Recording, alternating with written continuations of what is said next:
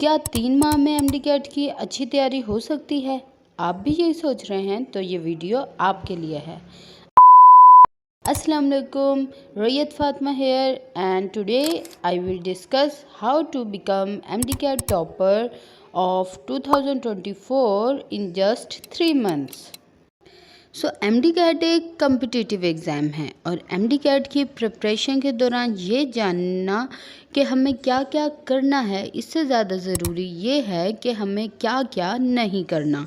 Means वो कौन सी mistakes हैं जो हमने MDCAT जर्नी के दौरान बिल्कुल भी नहीं करनी, क्योंकि MDCAT में टाइम बहुत कम होता है और अगर हम मिस्टेक्स ज़्यादा करेंगे तो हमारे सक्सेस के चांसेस कम हो जाएंगे, इसलिए हमने अपनी मिस्टेक्स को मिनिमाइज़ करना है।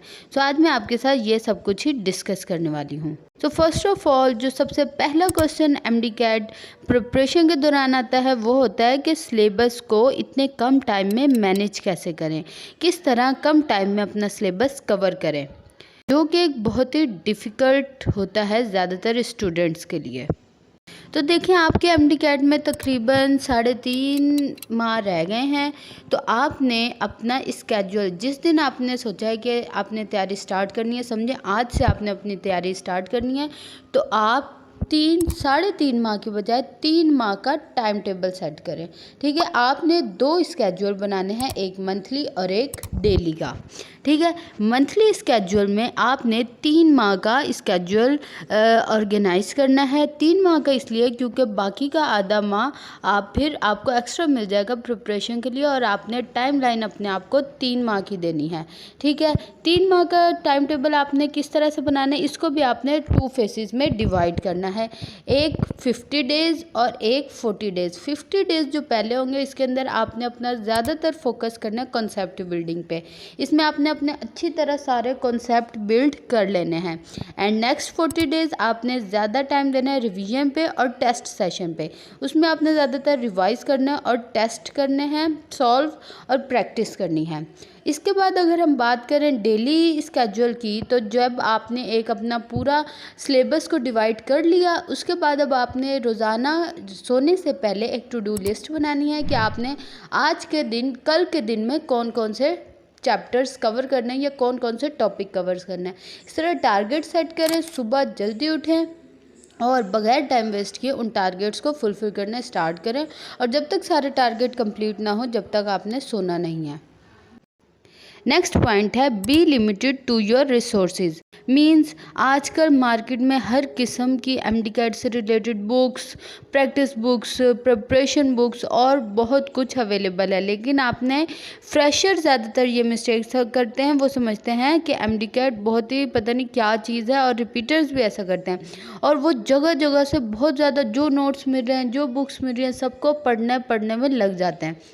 बट ऐसा नहीं है, आपने अपने सिलेबस तक ही महदूद रहना है और अपनी बुक्स तक महदूद रहना है। सबसे पहले आप अपना एक टीचर स्पेसिफाई करें, चाहे वो आपकी एकेडमी टीचर हो या फिर कोई यूट्यूब टीचर हो, आपने सिर्फ उसी के ही लेक्चर लेने हैं। ठीक है, उसके बाद अपने बुक्स अपने प्रोविंस की पढ़नी है, उसके साथ कोई एक प्रिपरेशन बुक पढ़नी है। ठीक है, वो कोई भी अच्छी सी हो सकती है। उसके अलावा नोट्स आपने कोई फॉलो नहीं करना है, सिर्फ आपने अपने जो खुद के नोट्स आप बिल्ड करेंगे उसको आपने स्टडी करना है।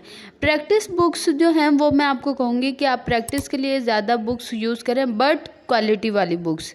जितने आपके रिसोर्सेज मिनिमम होंगे उतने ही आपके सक्सेस के चांसेस ज़्यादा होंगे। नेक्स्ट पॉइंट है एनालाइज योर मिस्टेक्स। ये भी बहुत इम्पॉर्टेंट है, इस पे आपने ज़्यादा फोकस करना है।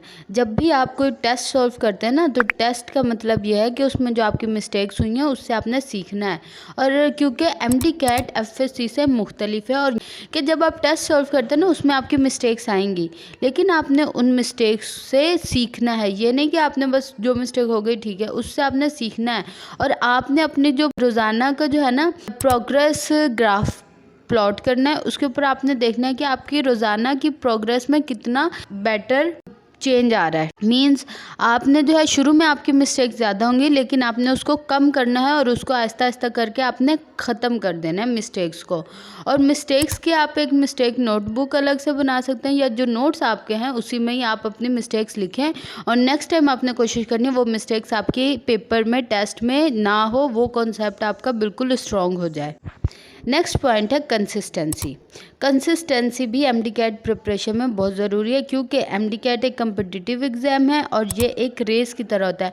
इसके अंदर आपको चलते रहना है, रुकना नहीं है। ये नहीं करना कि आपने एक दिन तो 18 घंटे 16 घंटे पढ़ा, लेकिन उसके बाद इतना पढ़ने की खुशी में आप 2 दिन वेस्ट कर दें और बिल्कुल चिल करें। ऐसे नहीं करना। आपने कंसिस्टेंसी से रोज़ाना पढ़ना है, चाहे आप 8 घंटे ही शुरू में पढ़ रहे हो, लेकिन आपने कंसिस्टेंट रह के पढ़ना है और रोज़ाना का काम आपने रोज़ करना है। ये नहीं करना कि आज एक चैप्टर को ज़्यादा टाइम दे लिया तो फिर बाकी के चैप्टर आप छोड़ दें। इस तरह आपका काम पाइल अप होगा और उससे आपको फिर एंड पे जाके बहुत ही कन्फ्यूजन और डिस्ट्रैक्शंस होगी। ओके, सो अब मैं आपको एक चार्ट दिखाती हूँ। ये आपका डेली मेथड होना चाहिए पढ़ने का। सबसे पहले आपने अगर कोई भी चैप्टर प्रिपेयर करना है तो सबसे पहले उस चैप्टर के लेक्चर लें। लेक्चर लेकर उसको एक बार अपनी बुक से रीड करें। रीड कर लिया, उसके अलावा अब आपने उसके नोट्स बनाने हैं। उसके अपने नोट्स बनाए, रीड करके जो जो इम्पोर्टेंट पॉइंट्स है उसको नोट्स बनाए और फिर उन नोट्स को रीड करें। कॉन्सेप्ट बिल्ड होगा। अगर कोई गलतियां हैं तो उसको दोबारा से याद करें। उसके बाद आप प्रैक्टिस करें, एमसीक्यूज़ प्रैक्टिस करें। फिर देखें अगर कोई कॉन्सेप्ट वीक है उसे दोबारा पढ़ें। जब प्रैक्टिस हो जाए उसके बाद आपने क्या करना है, रिवाइज करना है और फिर नेक्स्ट डे उस चैप्टर का टेस्ट दे लेना है। टेस्ट दे के उसका टेस्ट डिस्कशन लेक्चर लेना है। जो मिस्टेक्स हैं उनको रिवाइज करना है। जिस तरह का एमसीक्यूज़ कोई गलत हुआ है तो उसके पीछे आपने सिर्फ उस एमसीक्यूज़ को नहीं सही करना, बल्कि उसका कॉन्सेप्ट देखना है कि इसमें कॉन्सेप्ट कौन सा था और फिर उस कॉन्सेप्ट को ज़्यादा स्ट्रॉन्ग करना है। सो ये आपका मेथड होना चाहिए और इसी तरह आपने हर चैप्टर को प्रिपेयर करना है। एंड पे मैं आपको एक जो है एडवाइस दूंगी, don't compare your study with the other. इसका मतलब ये आपने अपना कंपैरिजन किसी और से नहीं करना। ये ज़्यादातर एकेडमी स्टूडेंट्स के साथ होता है। जो स्टूडेंट एकेडमी जाते हैं वो अपने क्लास फेलो से मिलते हैं, उनसे पूछते हैं आपका कितना काम हो गया। अगर वो कहते हैं हमारा तो बहुत ज़्यादा काम हो गया, तो फिर आप जो है डिप्रेस हो जाते हैं। लेकिन ऐसे नहीं करना। जब आपने अपना सिलेबस को एक स्केड्यूल बना लिया है, स्केड्यूल बनाया है इसलिए ताकि आप थोड़ा डिप्रेस ना हो और आपको पता हो कि आपका इतने टाइम तक आपका काम कंप्लीट हो जाएगा। तो फिर जब आप अपने बेशक आप स्लो चलें, लेकिन आपने उसके अकॉर्डिंग जब फाइनल डे तक आपका सारा काम अच्छे से क्लियर हो जाएगा विद रिवीजन्स, तो फिर आपको टेंशन लेने की ज़रूरत नहीं है। चाहे कोई दिन में 10 चैप्टर करे, चाहे कोई दिन में 5 चैप्टर करे, आप अपने हिसाब से चलें। हर एक का अपना माइंड लेवल होता है। बस आपने अपने फाइनल डे को जहन में रखना कि जब तक आपकी प्रिपरेशन कंप्लीट होनी चाहिए आपके अकॉर्डिंग, तो आपको किसी और से कंपैरिजन करने की ज़रूरत नहीं है। और ना आप अपने मार्क्स को दूसरे से कंपेयर करें। अगर किसी के फुल मार्क्स आ रहे हैं, आपके कम मार्क्स आ रहे हैं, कोई बात नहीं, इसको पॉजिटिव वे में लें और अपनी रोज़ाना की, जैसे मैंने आपको बताया, प्रोग्रेस रिपोर्ट देखें। उसमें देखें अगर आपके आज के टेस्ट में 10 नंबर कम है तो कल आपने कोशिश करनी 9 नंबर कम है, उससे अगले दिन 8 नंबर कम है। इस तरह आपने अपने साथ ही कंपटीशन रखना है, किसी और से कंपटीशन नहीं, अपने आप से कंपटीशन करें। एक दिन जो किया उससे बेहतर अगले दिन करना और उससे बेहतर अगले दिन। इसी तरह आपकी एंडिंग तक आपकी बहुत अच्छा जो है टेस्ट स्कोर भी हो जाएगा और बहुत अच्छी प्रिपरेशन हो जाएगी। उसके अलावा अल्लाह पर भरोसा रखें और अपने माँ बाप की दुआएं लें, उनका भी ख्याल रखें।